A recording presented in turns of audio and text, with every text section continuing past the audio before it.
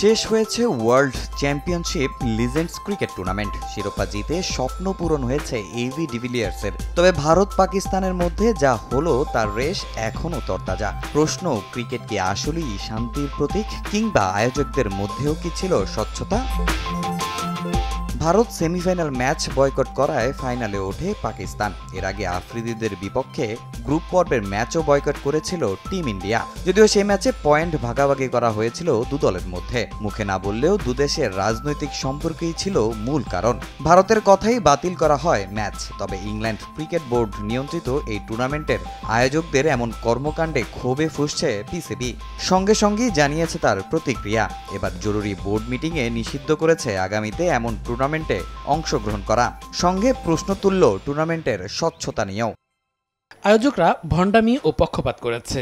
আমরা আমাদের খেলোয়াড়দের এমন কোনো ইভেন্টে অংশ নিতে দিব না যেখানে খেলার চেতনা বিকৃত রাজনীতির আড়ালে চলে যায়, যা ভদ্রলোকের খেলা ক্রিকেটের ভাবমূর্তি নষ্ট করে। ম্যাচ ফরফিট হলে পূর্ণ পয়েন্ট দেওয়ার নিয়ম থাকলেও পাকিস্তানকে এক ম্যাচ ভাগ করে দেওয়া হয়েছিল। এটা রীতিমতো তামাশা।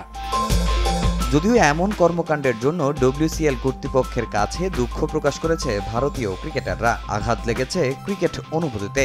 এক চিঠিতে পিসিবির কাছেও ক্ষমা প্রার্থনা করে টুর্নামেন্টের আয়োজকরা। তবে বিষয়টি একেবারে হাস্যকর মনে হয়েছে মহসিন নাকভিদের কাছে। ডব্লিউসিএল এর ক্ষমা প্রার্থনা হাস্যকর। এর মাধ্যমে তারা প্রমাণ করেছে ম্যাচ বাতিলের জন্য শুধু ভারতীয় ক্রিকেটারই নন, অন্যরাও ছিলেন। তাদের কাছে আয়োজকরা নতি স্বীকার করেছে। এটা ক্রিকেটকে মোটেও ভালো বার্তা দেয় না।